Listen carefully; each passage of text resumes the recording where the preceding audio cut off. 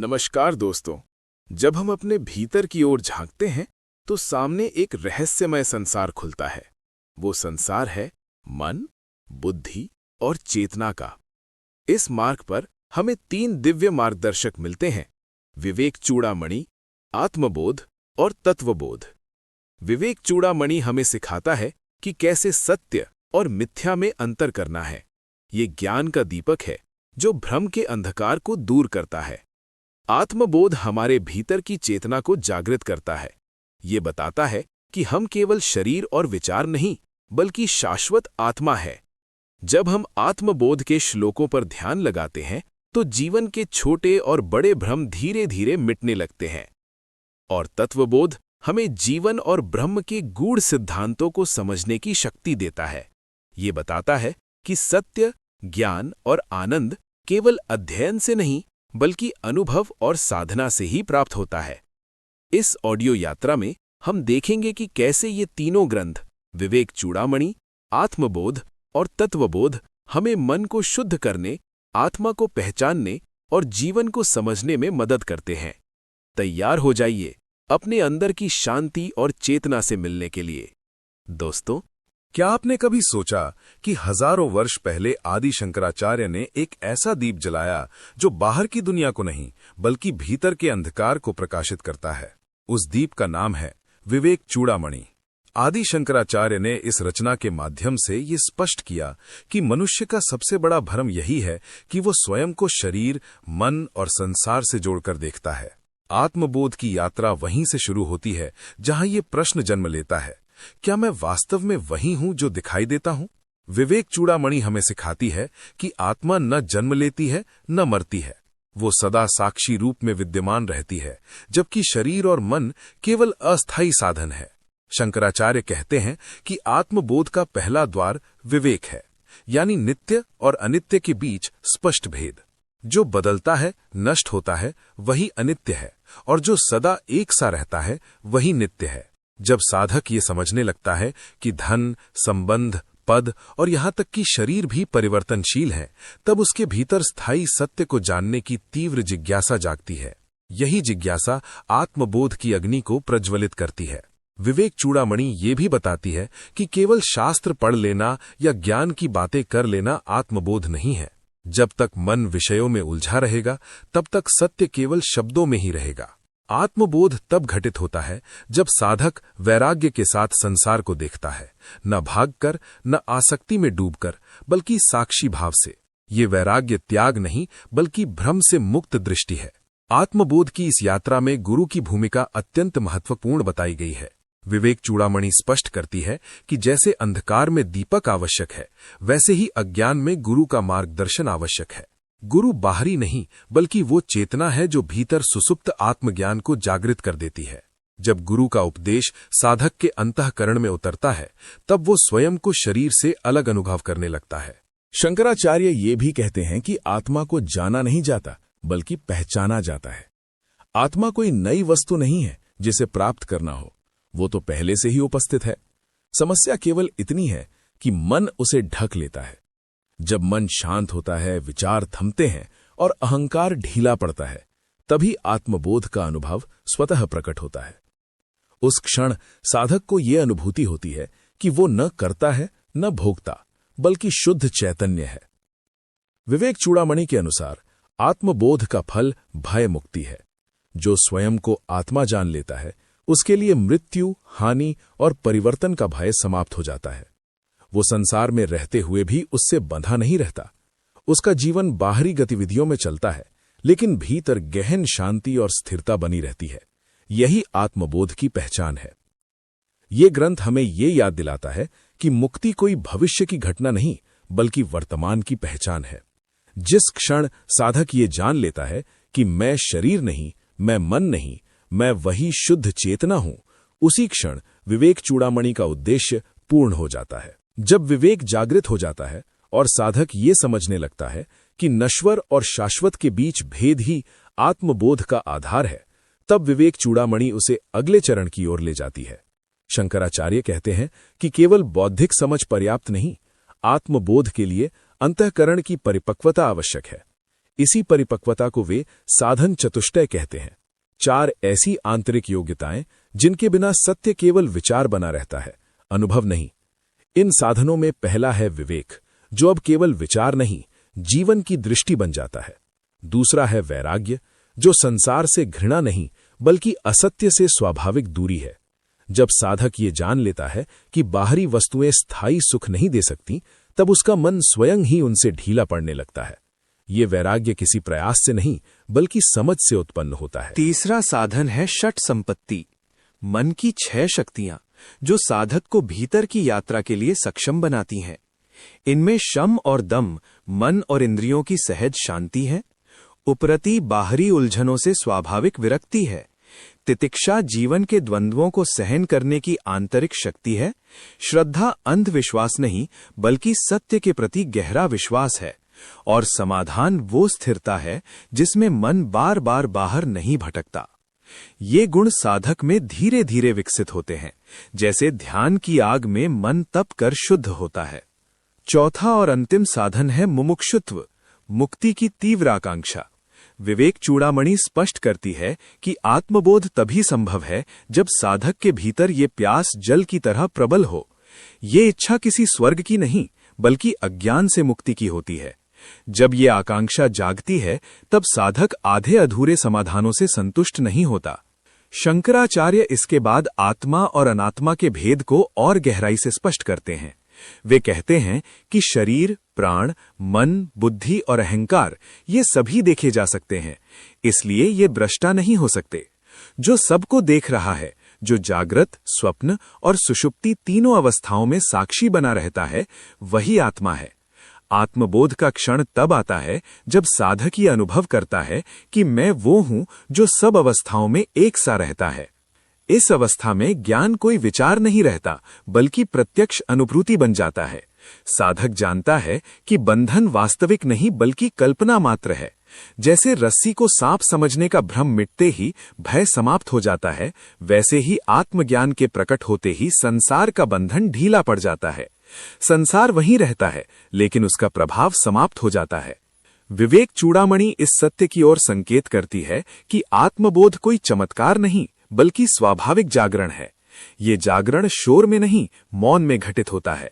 जब साधक भीतर पूर्णतः शांत हो जाता है, तब आत्मा स्वयं को प्रकट कर देती है, बिना शब्दों के, बिना तर्क के। विवेक चूड़ामणि का सबसे सूक्ष्म और क्रांतिकारी सत्य यही है कि बंधन वास्तविक नहीं है। शंकराचार्य स्पष्ट कहते हैं कि आत्मा कभी बंधी ही नहीं होती। बंधन केवल अज्ञान की कल्पना है। जैसे सूर्य को बादल ढक लेते हैं पर सूर्य स्वयं कभी आच्छादित नहीं होता, वैसे ही आत्मा सदा शुद्ध, मुक्त और पूर्ण है। अज्ञान केवल देखने की दृष्टि को ढकता है, आत्मा को नहीं। मनुष्य स्वयं को शरीर मानकर कर्म करता है और उन्हीं कर्मों के फल को भोगता हुआ स्वयं को बंधा हुआ समझता है। लेकिन विवेक चूड़ामणि बताती है कि कर्तृत्व और भोक्तृत्व दोनों ही अहंकार की उपज है। आत्मा न करता है न भोगता, वो केवल साक्षी है। जब ये साक्षी भाव दृढ़ होता है तब कर्म होते हुए भी बंधन नहीं बनता। यही रहस्य है कर्म में रहते हुए मुक्त रहने का। शंकराचार्य कहते हैं कि आत्मबोध के बाद संसार झूठा नहीं हो जाता बल्कि उसकी पकड़ ढीली पड़ जाती है। जो पहले जीवन का भार लगता था वही अब लीला प्रतीत होने लगता है। सुख आए तो आसक्ति नहीं, दुख आए तो प्रतिरोध नहीं। ये उदासीनता नहीं बल्कि पूर्ण जागरूकता है। साधक भीतर से जानता है कि जो आ रहा है वो जा भी जाएगा और जो नहीं आता जाता वही मैं हूं। यहीं से विवेक चूड़ामणि जीवन मुक्ति की बात करती है। ऐसी मुक्ति जो शरीर छूटने के बाद नहीं बल्कि जीते जी घटित होती है। जीवन मुक्त व्यक्ति संसार में सामान्य मनुष्य जैसा ही दिखता है, पर भीतर वो अडिग होता है। उसके लिए न भविष्य का भय होता है न अतीत का बोझ। समय उसके चारों ओर चलता है लेकिन वो समय से परे स्थित रहता है। शंकराचार्य जीवन मुक्त की पहचान बताते हुए कहते हैं कि उसके लिए मैं और मेरा का भाव क्षीण हो जाता है। वो कार्य करता है पर स्वयं को कर्ता नहीं मानता। बोलता है, चलता है, निर्णय लेता है, लेकिन भीतर कोई करने वाला नहीं बचता। ये अवस्था बाहरी त्याग से नहीं बल्कि आंतरिक ज्ञान से आती है। विवेक चूड़ामणि ये भी स्पष्ट करती है कि आत्मज्ञान के बाद भी प्रारब्ध कर्म चलते रहते हैं, जैसे घूमता हुआ चक्र धीरे धीरे रुकता है, लेकिन अब वे कर्म साधक को बांधते नहीं, वे केवल शरीर तक सीमित रहते हैं, आत्मा को स्पर्श नहीं करते। यही कारण है कि ज्ञानी के जीवन में भी घटनाएं घटती हैं, पर भीतर शांति बनी रहती है। इस अवस्था में साधक को किसी विशेष अनुभव की आवश्यकता नहीं रहती, न प्रकाश की खोज, न शक्तियों की लालसा। विवेक चूड़ामणि चेतावनी देती है कि सिद्धियां आत्मबोध का प्रमाण नहीं है, वे मार्ग में आने वाली बाधाएं भी बन सकती हैं। सच्चा आत्मबोध मौन है, अदृश्य, अकथनीय, पर पूर्ण। अंततः शंकराचार्य यही कहते हैं कि मुक्ति कोई नई उपलब्धि नहीं, बल्कि अपनी ही भूल का अंत है। जिस दिन साधक ये देख लेता है कि वो कभी बंधा ही नहीं था, उसी दिन बंधन स्वतः समाप्त हो जाता है। विवेक चूड़ामणि यहीं आकर साधक से कहती है, अब खोज बंद करो, क्योंकि जिसे खोज रहे थे वही तुम हो। विवेक चूड़ामणि के अनुसार आत्म साक्षात्कार कोई दृश्य अनुभव नहीं है जिसे देखा जाए, और न ही कोई भावनात्मक उछाल है जिसे महसूस किया जाए। शंकराचार्य स्पष्ट करते हैं कि जो देखा या महसूस किया जा सके वो आत्मा नहीं हो सकता। आत्मा वो है जिसके कारण देखने और महसूस करने की शक्ति है। इसलिए आत्म साक्षात्कार का क्षण बाहरी रूप से साधारण पर भीतर से पूर्ण होता है। जब आत्मबोध घटित होता है तब साधक के जीवन में कोई नाटकीय परिवर्तन आवश्यक नहीं होता। संसार वैसा ही रहता है, लोग वैसे ही रहते हैं, परिस्थितियां भी नहीं बदलती, पर देखने वाला बदल जाता है।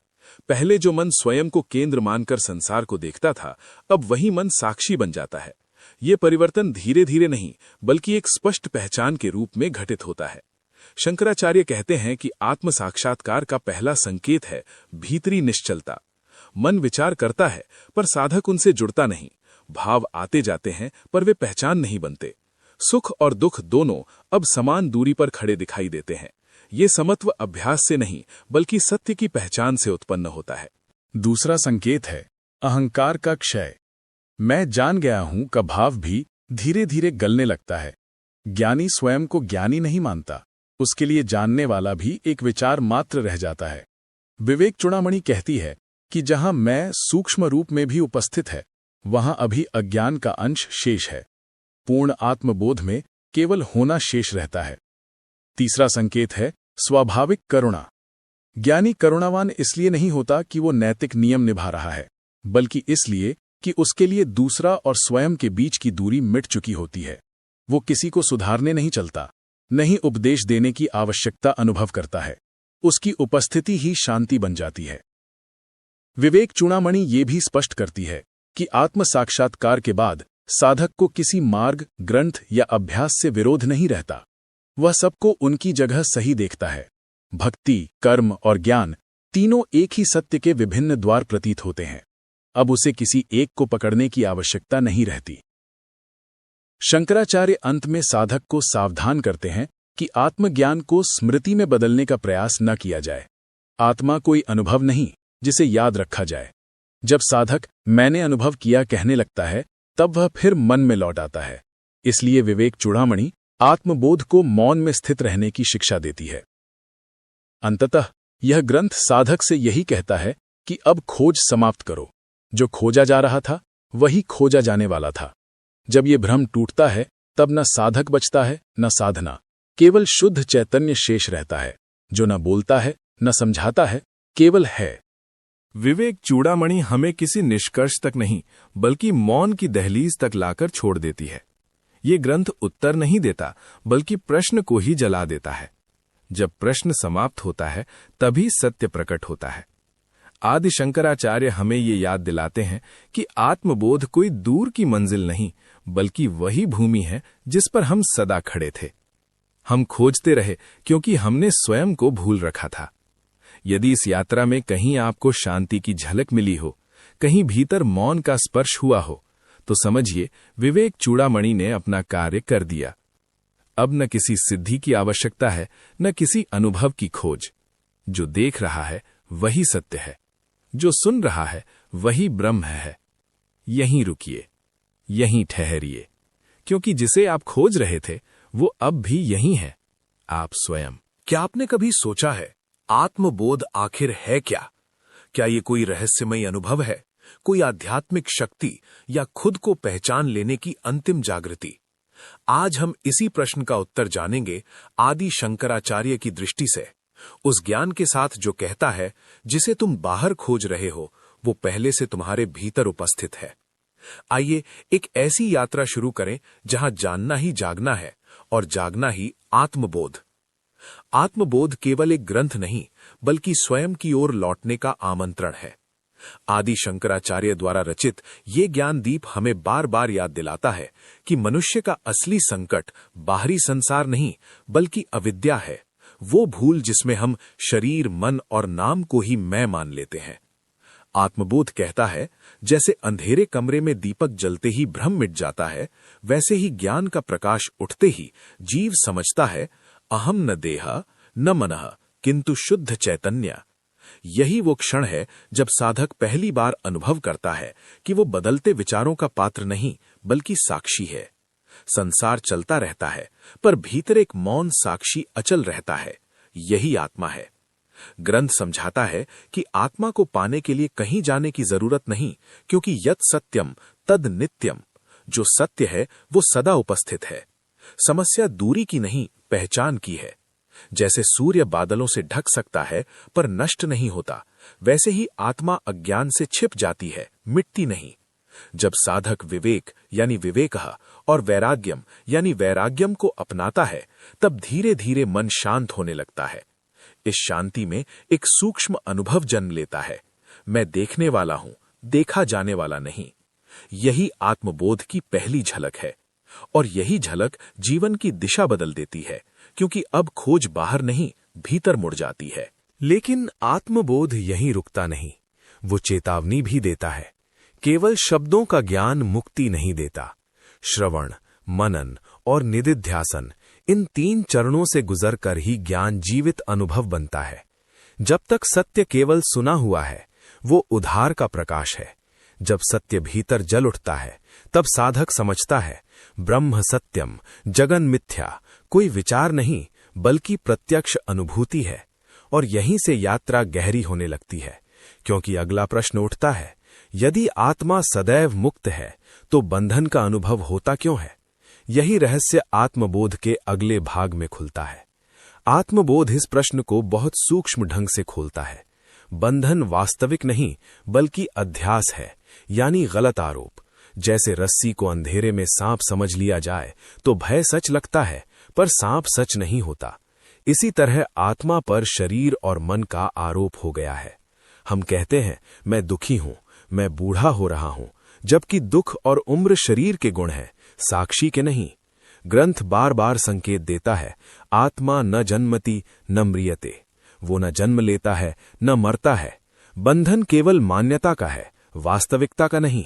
और यही समझ साधक के भीतर एक क्रांति शुरू करती है। जब ये विवेक गहराता है, तब साधक देखता है कि मन स्वयं एक उपकरण है, मालिक नहीं। विचार उठते हैं, गिरते हैं, पर देखने वाला अचल रहता है। आत्मबोध इस स्थिति को साक्षी भाव कहता है। जैसे आकाश बादलों से भीगता नहीं, वैसे ही आत्मा अनुभवों से छूती नहीं। सुख आए दुख आए, दोनों गुजरते मेहमान हैं। जो स्थिर है वो चैतन्य है। इस पहचान के साथ जीवन बदलने लगता है। प्रतिक्रियाएं ढीली पड़ती हैं, पकड़ कम होती है और भीतर एक अकारण शांति जन्म लेती है। यही शांति आत्मज्ञान की सुगंध है, बिना घोषणा के, बिना शोर के। फिर भी ग्रंथ एक अंतिम संकेत देता है, केवल समझ लेना पर्याप्त नहीं, उसमें स्थिर होना आवश्यक है। जैसे दर्पण साफ हो पर सामने धूल उड़ती रहे तो प्रतिबिंब डगमगाता रहेगा। इसलिए साधक को निरंतर स्मरण रखना होता है, अहम ब्रह्मास्मि, मैं सीमित नहीं हूं। ये स्मरण अभ्यास नहीं, जागरण है। धीरे धीरे ये वाक्य विचार से अनुभव में बदल जाता है, और जब ये परिवर्तन पूर्ण होता है तब खोज समाप्त नहीं होती, बल्कि पहली बार वास्तविक जीवन शुरू होता है। क्योंकि अब प्रश्न उठता है कि आत्मा को जान लेने के बाद संसार के बीच कैसे जिया जाए। आत्मबोध का अगला रहस्य इसी जीवित ज्ञान की कला को प्रकट करता है। आत्मबोध यहां साधक को एक अत्यंत व्यावहारिक मोड़ पर लाता है। वो कहता है, आत्मज्ञान संसार से भागना नहीं सिखाता, बल्कि उसे सही दृष्टि से देखना सिखाता है। जब जान लिया कि आत्मा नित्यः शुद्धः बुद्धः मुक्तः, तब जीवन एक बोझ नहीं, एक लीला बन जाता है। शरीर अपना कर्म करता है, मन अपने संस्कारों के अनुसार चलता है, पर भीतर साक्षी अछूता रहता है।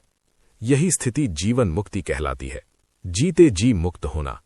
बाहर से व्यक्ति वैसा ही दिखता है, पर भीतर एक गहरी स्वतंत्रता धड़कती है। वो करता हुआ भी जानता है, ना हम करता, साक्षी मात्र। इस अवस्था में संसार शत्रु नहीं रहता, गुरु बन जाता है। हर घटना साधक को याद दिलाती है कि जो बदल रहा है वो मैं नहीं हो सकता। सुख आता है, साक्षी देखता है, दुख आता है, साक्षी देखता है। धीरे धीरे एक अद्भुत संतुलन जन्म लेता है, जिसे ग्रंथ समत्वम कहता है। ये उदासी नहीं, बल्कि व्यापक स्वीकार है। जैसे समुद्र लहरों से विचलित नहीं होता, वैसे ही ज्ञानी परिस्थितियों से टूटता नहीं। वो जान चुका है कि अनुभवों की सतह के नीचे एक अचल गहराई है, वही उसका वास्तविक घर है। और तब आत्मबोध अंतिम संकेत देता है। ज्ञान का फल किसी चमत्कार में नहीं, बल्कि सहजता में प्रकट होता है। साधक साधारण दिखता है, पर उसकी दृष्टि असाधारण हो जाती है। वो हर प्राणी में उसी ब्रह्म की झलक देखता है। सर्वम खलविदम ब्रह्म। अलगाव की दीवार गिरने लगती है, करुणा स्वाभाविक हो जाती है। यहीं आत्मबोध अपने चरम पर पहुंचता है, जहां जानने वाला, जानने की प्रक्रिया और ज्ञेय तीनों एक हो जाते हैं। फिर भी एक सूक्ष्म रहस्य शेष रहता है। यदि सब ब्रह्म ही है, तो साधना की आवश्यकता क्यों थी? यही अंतिम गांठ आत्मबोध के अगले भाग में खुलती है। आत्मबोध इस अंतिम गांठ को खोलते हुए एक गहरा रहस्य प्रकट करता है। साधना ब्रह्म को पाने के लिए नहीं, बल्कि भ्रम को हटाने के लिए थी। ब्रह्म कभी दूर था ही नहीं। जैसे आंखों पर रखा चश्मा भूल जाने से व्यक्ति उसे हर जगह खोजता है, वैसे ही जीव आत्मा को बाहर ढूंढता रहा। साधना ने कुछ नया नहीं बनाया, उसने केवल आवरण हटाया। ग्रंथ संकेत देता है, न प्राप्तस्य प्राप्तेः केवलम अविद्या निवृत्तेः। जो सदा प्राप्त है, उसे पाना नहीं, केवल अज्ञान हटाना है। यही समझते ही साधक हंस पड़ता है। यात्रा लंबी थी, पर मंजिल सदैव यही थी। अब स्पष्ट होता है कि गुरु, शास्त्र और साधना नाव की तरह थे। नदी पार होने के बाद नाव सिर पर उठाकर नहीं चलना पड़ता। उसी तरह ज्ञान का उद्देश्य पकड़ बनाना नहीं, मुक्ति देना है। जब सत्य प्रत्यक्ष हो जाता है, तब साधक देखता है कि खोजने वाला भी उसी चैतन्य का खेल था। दृष्टा, दर्शन और दृश्य तीनों एक ही आधार में विलीन हो जाते हैं। यही अद्वैत की परिपक्वता है। यहां पहुंचकर प्रश्न गिर जाते हैं, क्योंकि प्रश्नकर्ता ही शांत हो गया। फिर भी जीवन चलता रहता है। सांसें आती जाती हैं, दिन रात बदलते हैं। अंतर केवल इतना है कि अब केंद्र में भय नहीं, विस्तार है। ज्ञानी जानता है, यत्र नान्यत पश्यति नान्यत शृणोति स आत्मा। जहां दूसरा कुछ दिखता ही नहीं, वही आत्मा है। इस बोध में जीना ही आत्मबोध का सार है, और यहीं ग्रंथ मौन हो जाता है, क्योंकि आगे शब्द नहीं चल सकते। जो शेष है वो अनुभव है, जीवित, स्पंदित और अभी यहीं उपलब्ध, और इसी मौन से अगली खोज जन्म लेती है। क्या इस अनुभव को स्थिर रखा जा सकता है, या ये भी आता जाता है? आत्मबोध की अंतिम परत इसी सूक्ष्म अंतर को समझाती है। आत्मबोध की अंतिम परत यही स्पष्ट करती है कि आत्मानुभव कोई घटना नहीं जो आए और चली जाए। जो आता जाता है वो मन का अनुभव है, आत्मा नहीं। साधक अक्सर पूछता है, अनुभव टिकता क्यों नहीं? ग्रंथ मुस्कुराकर कहता है, क्योंकि जिसे तुम टिकाना चाहते हो वो अनुभव है, और आत्मा अनुभव का विषय नहीं, अनुभव का आधार है। चैतन्यम न गच्छति न आगच्छति, वो न आता है न जाता है। बादल चलते हैं, आकाश नहीं। ध्यान में उठी शांति बदल सकती है, पर जो उस बदलाव को जान रहा है वो स्वयं अपरिवर्तित है। उसी में स्थिर होना ही सच्ची स्थिरता है। जब ये समझ परिपक्व होती है, तब साधक अनुभव पकड़ना छोड़ देता है। पकड़ छूटते ही सहजता लौट आती है। अब वो जानता है कि मुक्ति किसी विशेष अवस्था का नाम नहीं, बल्कि पहचान का नाम है।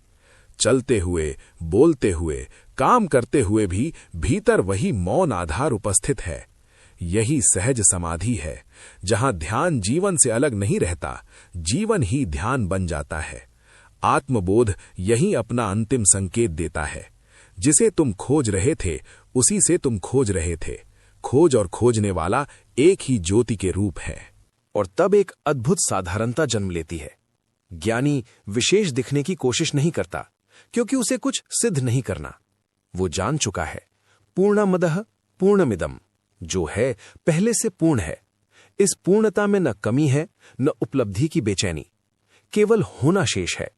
यही आत्मबोध का सार है, स्वयं में विश्राम।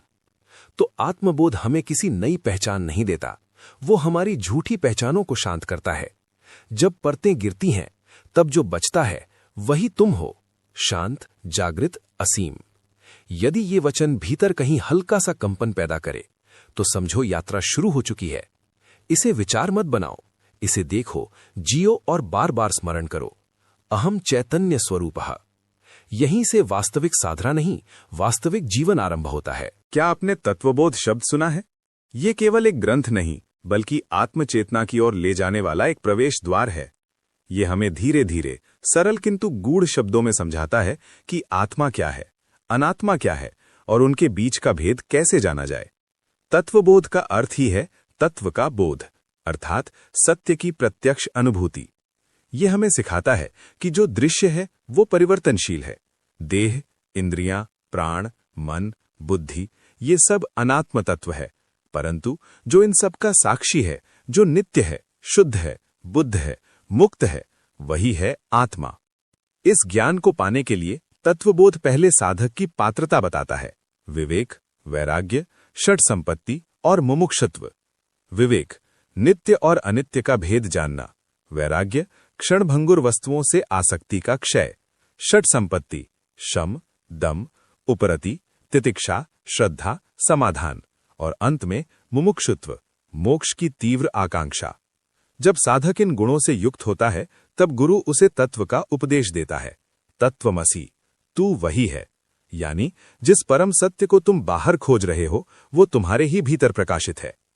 तत्वबोध हमें बताता है कि ये जगत पंच महाभूतों से बना है: आकाश, वायु, अग्नि, जल, पृथ्वी, और शरीर भी इन्हीं से निर्मित है।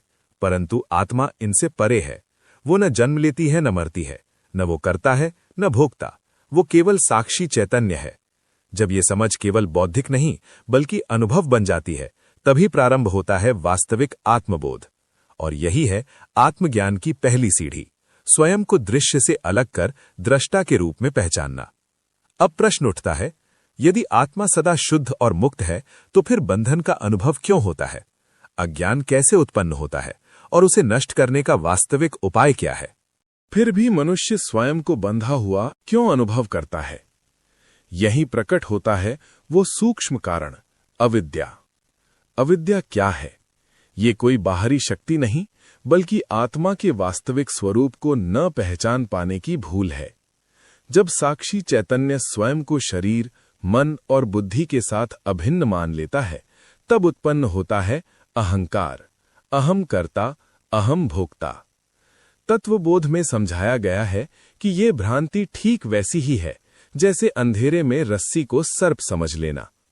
रस्सी कभी सर्प बनी ही नहीं, परंतु अज्ञान के कारण भय उत्पन्न हुआ। उसी प्रकार आत्मा कभी बंधी ही नहीं, परंतु देहाभिमान के कारण बंधन का अनुभव होता है। ये देह 3 स्तरों पर जानी जाती है: स्थूल शरीर, जो दृश्य है, पंच महाभूतों से बना है; सूक्ष्म शरीर, जिसमें प्राण, मन, बुद्धि और इंद्रियां हैं; कारण शरीर, जो अज्ञान का आवरण है, जहां सब कुछ बीज रूप में स्थित है। जब साधक मैं कौन हूं का गंभीर विचार करता है, तब धीरे धीरे ये स्पष्ट होता है कि मैं न स्थूल शरीर हूं, न सूक्ष्म, न कारण। मैं वो हूं जो इन तीनों का साक्षी हूं। यही है आत्मविचार की साधना। जब नेति नेति, ये नहीं का अभ्यास होता है, तब अनात्म तत्व एक एक करके अलग होते जाते हैं, और अंततः जो शेष रहता है वही है शुद्ध चैतन्य। परंतु ये ज्ञान केवल शास्त्र पढ़ लेने से नहीं आता। इसके लिए आवश्यक है श्रवण, मनन और निदिध्यासन। श्रवण, गुरु से सत्य का सुनना, मनन, उस पर तर्कपूर्वक चिंतन करना। निदिध्यासन, उसी सत्य में स्थिर होकर ध्यान करना। जब ये त्रयी पूर्ण होती है तब अज्ञान का आवरण हटता है और आत्मा का प्रकाश स्वयं प्रकट हो जाता है। जैसे बादल हटते ही सूर्य दिखने लगता है। लेकिन एक सूक्ष्म प्रश्न अभी भी शेष है। यदि आत्मा सदैव प्रकाशित है तो क्या साधना भी केवल एक माध्यम है? क्या वास्तव में कुछ प्राप्त करना है या केवल भूल को हटाना है? अब सबसे सूक्ष्म प्रश्न सामने आता है, क्या आत्मज्ञान कोई नई उपलब्धि है? क्या हमें कुछ पाना है या केवल अपनी भूल को पहचानना है? वेदांत कहता है, आत्मा कभी अप्राप्त नहीं थी। जो सदा है उसे पाया नहीं जाता, केवल जाना जाता है। अतः साधना किसी नई वस्तु की प्राप्ति नहीं, बल्कि अज्ञान निवृत्ति की प्रक्रिया है। तत्वबोध स्पष्ट करता है कि बंधन वास्तविक नहीं, कल्पित है। जैसे स्वप्न में व्यक्ति दुख भोगता है, पर जागने पर जानता है कि वो सब मिथ्या था। उसी प्रकार जब अहम देह की भ्रांति मिटती है, तब ज्ञात होता है, अहम ब्रह्मास्मि, मैं सीमित नहीं, असीम चैतन्य हूं। यहां एक महत्वपूर्ण भेद समझना आवश्यक है। आत्मा कर्ता नहीं है, परंतु मन और इंद्रियों के माध्यम से कर्तापन का आभास होता है। आत्मा भोगता नहीं है, परंतु देहाभिमान के कारण सुख दुख का अनुभव अपना लगने लगता है। जब ये मिथ्या पहचान हटती है, तब जीवन में बाहरी परिवर्तन नहीं, बल्कि दृष्टि का परिवर्तन होता है। यही है जीवन मुक्ति की अवस्था, जहां व्यक्ति संसार में रहते हुए भी भीतर से मुक्त रहता है। कर्म होते हैं पर कर्तापन नहीं, विचार आते हैं पर उनसे आसक्ति नहीं, संसार चलता रहता है पर भीतर शांति अडिग रहती है। तत्वबोध हमें अंत में यही संकेत देता है, तुम जो खोज रहे हो वो तुम स्वयं हो। सच्चित आनंद स्वरूपः अहम, नित्य शुद्ध बुद्ध मुक्त, यही तुम्हारी वास्तविक पहचान है। अब प्रश्न ये नहीं रह जाता कि आत्मा कहाँ है। प्रश्न ये रह जाता है, क्या मैं अभी इसी क्षण अपने को दृष्टा रूप में पहचान सकता हूं? यहीं से आरंभ होती है वास्तविक साधना।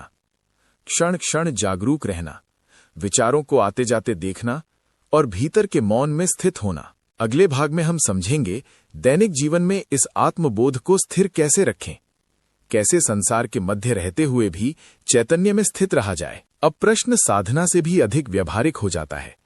यदि आत्मा सदा मुक्त है तो दैनिक जीवन में इस आत्मबोध को स्थिर कैसे रखें? ज्ञान का प्रथम स्पर्श अक्सर गहन शांति देता है, परंतु जीवन की परिस्थितियां, संबंध, कार्य, सफलता, असफलता मन को पुनः विचलित कर देती हैं। यही आवश्यक है स्मृति, आत्मस्मरण। तत्वबोध का सार यही है कि ज्ञान केवल श्रवण तक सीमित न रहे, वो निदिध्यासन बन जाए, निरंतर आत्मचिंतन। जब भी मन कहे मैं दुखी हूं, तुरंत भीतर प्रश्न उठे, कौन दुखी है? शरीर, मन या वो साक्षी जो इस दुख को देख रहा है? धीरे धीरे ये अभ्यास स्वभाव बन जाता है। तब परिस्थितियां बदलती नहीं, पर उनसे जुड़ी पहचान बदल जाती है। यही है दृष्टि परिवर्तन। दैनिक जीवन में 3 सरल सूत्र स्मरण रखें। 1. साक्षी भाव। हर विचार, हर भावना को आते जाते देखना। मन में क्रोध उठा, उसे दबाना नहीं, बस देखना। एषः क्रोधः अहम साक्षी। 2. असंगता। कार्य करें पर भीतर स्मरण रहे, ना हम करता ना हम भोगता। कर्म होते हैं, प्रकृति के गुणों से होते हैं। 3. आत्मस्मृति। दिन में कुछ क्षण मौन में बैठें और अनुभव करें, अहम सत चित आनंद स्वरूपः। ये वाक्य केवल शब्द ना रहे, अनुभव बने।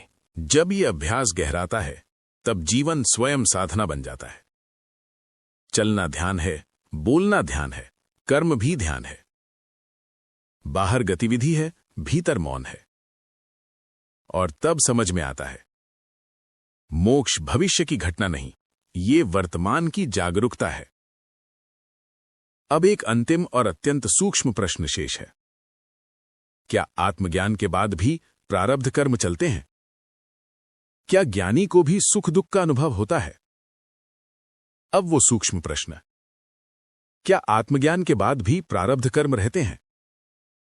क्या ज्ञानी को भी सुख दुख का अनुभव होता है? वेदांत का उत्तर अत्यंत संतुलित है। ज्ञान अज्ञान को नष्ट करता है, परंतु पहले से चल रहे कर्मों की गति, जिसे प्रारब्ध कहते हैं, वो शरीर के स्तर पर अपना फल देती रहती है। तत्वबोध में कर्मों को 3 प्रकार से समझाया गया है। संचित कर्मों का भंडार, प्रारब्ध जो फल देना प्रारंभ कर चुका है, और आगामी जो वर्तमान कर्मों से उत्पन्न होगा। जब आत्मज्ञान होता है तब संचित कर्म अग्नि में सूखी लकड़ी की भांति भस्म हो जाते हैं। आगामी कर्म उत्पन्न नहीं होते क्योंकि कर्तापन ही नहीं रहा। परंतु प्रारब्ध जो इस शरीर को जन्म दे चुका है वो अपने समय तक चलता है, जैसे छोड़ा हुआ बाण लक्ष्य तक पहुंचकर ही रुकता है। पर यहां एक गहरी बात है। ज्ञानी को सुख दुख का अनुभव शरीर और मन के स्तर पर हो सकता है, पर भीतर वो जानता है अहम असंगः, अहम साक्षी। दर्द शरीर में है पर मैं उससे अलग हूं, विचार मन में है पर मैं उन्हें देख रहा हूं। यही अंतर है बंधन और मुक्ति में। अज्ञानी दुख से कहता है मैं दुखी हूं, ज्ञानी देखता है दुख उपस्थित है। इस अवस्था को ही जीवन मुक्ति कहते हैं, जीवन रहते हुए भी भीतर से मुक्त। न कोई भय न कोई अभाव, क्योंकि जो स्वयं को सच्चित आनंद रूप में जान लेता है उसके लिए संसार केवल एक लीला बन जाता है। अब अंतिम और अत्यंत प्रेरक प्रश्न, क्या आत्मज्ञान केवल वन में रहने वाले सन्यासियों के लिए है? क्या गृहस्थ जो परिवार, कार्य और उत्तरदायित्वों से जुड़ा है इस मार्ग पर चल सकता है? वेदांत का उत्तर स्पष्ट है। आत्मा न तो गृहस्थ है न सन्यासी, वो केवल साक्षी चैतन्य है। तत्वबोध का मूल संदेश यही है कि पात्रता बाहरी वेश से नहीं, भीतर की परिपक्वता से आती है। यदि किसी के भीतर विवेक जागृत है, वैराग्य परिपक्व है और मुमुक्षुत्व तीव्र है, तो वो कहीं भी रहते हुए आत्म मार्ग पर अग्रसर हो सकता है। गृहस्थ जीवन स्वयं एक साधना बन सकता है। जब परिवार सेवा का क्षेत्र हो, कार्य योग का माध्यम हो और हर संबंध आत्मचेतना की परीक्षा बन जाए। याद रखें, त्याग का अर्थ वस्तुओं को छोड़ना नहीं, उनसे जुड़ी आसक्ति को छोड़ना है। संसार में रहकर भी असंग रहना, यही सच्चा वैराग्य है। जब व्यक्ति प्रत्येक परिस्थिति में स्वयं से पूछता है, कौन अनुभव कर रहा है? क्या मैं ये बदलता हुआ मन हूं या वो अचल साक्षी? तब धीरे धीरे जीवन ही निधिध्यासन बन जाता है और एक दिन ये स्पष्ट हो जाता है, जिसे पाने की यात्रा प्रारंभ की थी वो कभी खोया ही नहीं था। तत्वबोध की शिक्षा अंततः हमें वहीं लाकर खड़ा करती है।